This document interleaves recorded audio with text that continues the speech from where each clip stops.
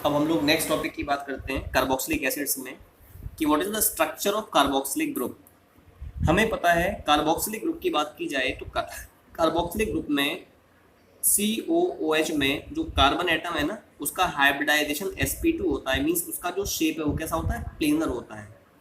हमें पता है इसमें रेजोनेंस पाया जाएगा। रेजोनेंस की वजह से ये वाला बॉन्ड यहाँ शिफ्ट होगा और ये इलेक्ट्रॉन पेयर यहाँ पर शिफ्ट होंगे। ये बॉन्ड यहाँ शिफ्ट हुआ तो यहाँ माइनस, ये इलेक्ट्रॉन पेयर यहाँ शिफ्ट हो गया तो यहाँ प्लस चार्ज आ जाएगा। तो वही आया यहाँ पर प्लस, इलेक्ट्रॉन पेयर यहाँ शिफ्ट हुआ तो डबल बॉन्ड आ गया।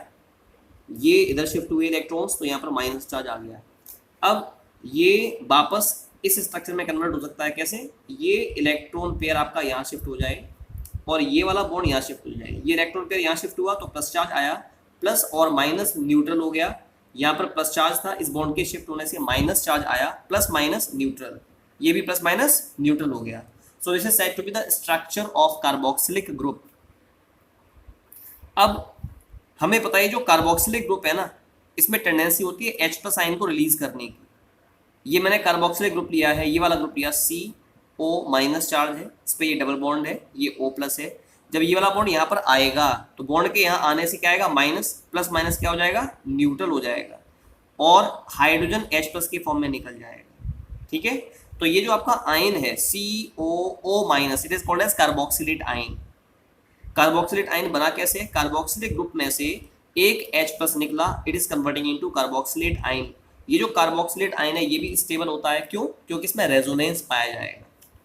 कैसे रेजोनेंस पाया जाएगा, ये इलेक्ट्रॉन पेयर यहाँ शिफ्ट होंगे तो यहाँ माइनस चार्ज, ये इलेक्ट्रॉन पेयर यहाँ शिफ्ट होगा तो यहाँ प्लस, प्लस माइनस न्यूट्रल, यहाँ डबल बॉन्ड और यहाँ माइनस चार्ज, ये आ गया। तो ये आपका स्टेबल है। अब इसके बाद बात करते हैं मेथड्स ऑफ प्रिपरेशन के बारे में, that what are the methods of preparation of carboxylic acid. पहला है from primary alcohol and aldehyde. अगर हम कोई भी प्राइमरी अल्कोहल लें उसको कराएं ट्रीट एल्कलाइन KMnO4 के साथ। तो जब भी आप प्राइमरी अल्कोहल की रिएक्शन एल्कलाइन KMnO4 से करवाते हैं तो सबसे पहले आपका जो प्राइमरी अल्कोहलिक ग्रुप होता है ना CH2OH ग्रुप, ये कन्वर्ट होता है एल्डिहाइड ग्रुप में, मतलब CHO में।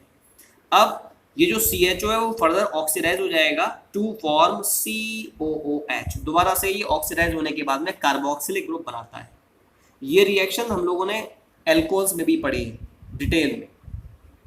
Second method is by the oxidation of alkyl benzene and alkene. अगर हम एल्काइल बेंजीन लें, एल्काइल बेंजीन का मतलब बेंजीन से एल्काइल ग्रुप को अटैच कराएं और उसको कराएं किसी सूटेबल ऑक्सीडाइजिंग एजेंट के साथ ट्रीट, जैसे एल्कलाइन KMnO4 या acidic K2Cr2O7, and then we are doing its hydrolysis, acidic hydrolysis. H plus और H2O से रिएक्शन का मतलब होता है हम इसकी एसिडिक हाइड्रोलिसिस करवा रहे हैं। तो क्या होगा बच्चों, जो आपका एल्काइल ग्रुप है ना CH3 ग्रुप, पूरा का पूरा जो एल्काइल ग्रुप होता है वो COOH ग्रुप में ऑक्सीडाइज हो जाता है। इसी प्रकार से अगर मैं यहाँ पर इथाइल बेंजीन लूं तो यहाँ पर ये जो इथाइल ग्रुप है ना पूरा ये ऑक्सीडाइज हो जाएगा into carboxylic group. Similarly if we are taking isopropyl alcohol तो ये आपका आइसोप्रोपाइल ग्रुप है, ये कन्वर्ट हो जाएगा COOH ग्रुप में। एक बात का विशेष ध्यान रखना है यहाँ पर कि अगर हमारा एल्काइल ग्रुप जो बेंजीन रिंग से अटैच है, अगर वो प्राइमरी एल्काइल ग्रुप है, ये प्राइमरी एल्काइल ग्रुप है, ये भी प्राइमरी एल्काइल ग्रुप है, या अगर वो सेकेंडरी एल्काइल ग्रुप है तो पूरा का पूरा एल्काइल ग्रुप कार्बोक्सिलिक ग्रुप में ऑक्सीडाइज हो जाता है। लेकिन अगर हमारा एल्काइल ग्रुप टर्शरी है, ये टर्शरी एल्काइल ग्रुप है, टर्शरी एल्काइल क्यों है ये, क्योंकि ये जो कार्बन है ना वो कार्बन जो बेंजीन रिंग से अटैच है, ये कार्बन 3 अदर कार्बन से अटैच है, it is tertiary alkyl group. अगर आप इसका कराएंगे ऑक्सीडेशन, इसका ऑक्सीडेशन नहीं होगा, it will not show the chemical reaction. क्यों, क्योंकि इसमें बेंजाइलिक हाइड्रोजन नहीं पाया जाता। ये अगर मैं बेंजीन रिंग से अटैच जो कार्बन है उससे डायरेक्टली कोई भी हाइड्रोजन अटैच नहीं होता है, इस वजह से ये आपका जो टर्शरी ग्रुप होगा, टर्शरी एल्काइल बेंजीन होगा, उसका ऑक्सीडेशन नहीं होता है to form the corresponding carboxylic acid. ठीक है, अब इसके बाद अगर हम एल्कीन लेते हैं, वी आर टेकिंग एल्कीन, इसका अगर हम करवाएं ऑक्सीडेशन, व्हाट विल हैपन, यहाँ पर डबल बॉन्ड टूट जाएगा। डबल बॉन्ड टूट गया, इसके इधर जितने भी कार्बन हैं उतने कार्बन कंटेनिंग एसिड मिल जाएगा। ऐसे ही इस डबल बॉन्ड के इधर जो भी कार्बन एटम्स हैं उतने कार्बन कंटेनिंग हमारा दूसरा एसिड मिल जाएगा। मैं एक एग्जांपल ले रहा हूं, मैंने लिया R की जगह पर CH3 single bond CH, double bond CH, single bond R dash की जगह C2H5 दिया, तो ये बॉन्ड यहाँ से टूटा, यहाँ कितने कार्बन है, 2 कार्बन, तो एक मिल जाएगा 2 कार्बन कंटेनिंग एसिड। यहाँ कितने कार्बन है, 3 कार्बन, 2 और एक 3 कार्बन, तो 2 और एक 3 कार्बन कंटेनिंग एसिड मिल जाएगा, which is called as propanoic acid. तो ये आपके दो मेथड्स ऑफ प्रिपरेशन हो गए। पहला है from primary alcohol and aldehyde, second one is by the oxidation of alkyl benzene and alkene. अब इसके बाद हम लोग नेक्स्ट रिएक्शन के बारे में बात करेंगे, नेक्स्ट प्रॉपर्टी के बारे में बात करेंगे, नेक्स्ट मेथड ऑफ प्रिपरेशन के बारे में बात करेंगे, और वो है फ्रॉम नाइट्राइल एंड एमाइड। मतलब नाइट्राइल और एमाइड का अगर हम कराएं ऑक्सीडेशन तो कैसे होगा, उसके बारे में बात करते हैं। हमने नाइट्राइल लिया, RCN लिया, इसका हम करवा रहे हैं oxidation, reaction with water in presence of either acid और बेस। तो बच्चों क्या होता है, यहाँ पर जो डबल बॉन्ड है ना, डबल बॉन्ड, भाई हमें पता है यहाँ ट्रिपल बॉन्ड है, ट्रिपल में से 2 बॉन्ड टूटेंगे। जो ट्रिपल बॉन्ड है उस ट्रिपल बॉन्ड में से आपके जो 2 बॉन्ड्स हैं वो आपके टूट जाएंगे। कैसे टूटेंगे देखिएगा, एक तो आपका ये वाला बॉन्ड टूट गया सपोज ऊपर, और एक ये बॉन्ड टूटा। जब 2 बॉन्ड टूट जाएंगे तो कार्बन की 2 वैलेंसी फ्री हो जाएंगी, वाटर का ऑक्सीजन कार्बन की 2 वैलेंसी से यहाँ पर अटैच हो जाएगा, नाइट्रोजन की भी 2 वैलेंसी फ्री होंगी, उनसे 2 हाइड्रोजन यहाँ पर आकर के अटैच हो जाएंगे। मींस आपका जो नाइट्राइल है ना, it tends to convert into amide, ये एमाइड में कन्वर्ट हो जाएगा। अब जो आपने एमाइड लिया RCONH2, इसकी फर्दर हाइड्रोलिसिस होगी, तो जब इसकी फर्दर हाइड्रोलिसिस होगी तो क्या होगा, यहाँ से ये बॉन्ड टूटेगा। जब बॉन्ड टूटेगा तो वाटर का जो H है, H वो तो NH2 से अटैच हो जाएगा, और जो OH होगा ना, OH वो इस कार्बन से अटैच हो जाएगा। OH कार्बन से अटैच हुआ, you are getting RCOOH, RCOOH, और H यहाँ अटैच हो गया, यू आर गेटिंग NH3। अगर मैं यहाँ पर R की जगह पर CH3 लूं तो क्या मिल जाएगा, CH3, C triple bond N plus H2O। What will happen, again ये वाला बॉन्ड टूटा, ऑक्सीजन कार्बन से अटैच हो गया डबल बॉन्ड से, दोनों हाइड्रोजन नाइट्रोजन से अटैच हो जाएंगे, and the compound formed is called as acetamide.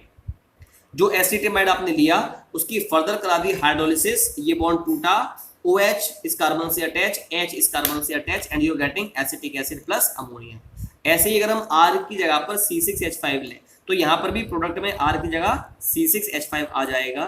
फिर आपने same compound you are taking here, you are doing its hydrolysis, ये वाला बॉन्ड टूटा, H यहाँ अटैच हो जाएगा, OH यहाँ पर अटैच हो जाएगा, यू गेट बेंजोइक एसिड। अब तो आपने देखा ये रिएक्शन 2 स्टेप्स में हो रही है। पहले स्टेप में एमाइड बन रहा है, दूसरे स्टेप में एमाइड फर्दर हाइड्रोलिसिस के फलस्वरूप कार्बोक्सिलिक एसिड में कन्वर्ट हो रहा है। अगर हम इस रिएक्शन को एमाइड के फॉर्मेशन के बाद स्टॉप करना चाहते हैं तो क्या करेंगे, तो आप यहां पर लेंगे क्या, नाइट्राइल, उसको कराएंगे ट्रीट कोल्ड कंसंट्रेटेड HCl के साथ। तो जब भी आप नाइट्राइल की रिएक्शन HCl के कोल्ड कंसंट्रेटेड सॉल्यूशन से करवाते हैं तो क्या होगा, ये वाला बॉन्ड टूटा, ये बॉन्ड टूटा, कार्बन की 2 वैलेंसी फ्री हुई, उससे ऑक्सीजन अटैच, नाइट्रोजन की 2 वैलेंसी फ्री हुई, उनसे 2 hydrogen attach, you will get amide. अब ये एमाइड दोबारा से जाकर के रिएक्शन में पार्टिसिपेट नहीं करेगा। अगर R की जगह पर यहाँ CH3 लेते हैं तो यहाँ पर भी R की जगह CH3 आ जाएगा। So this is the way in which the formation of nitrile takes place, the formation of amide takes place from nitrile. अगला रिएक्शन है फ्रॉम ग्रिग्नार्ड रीजेंट।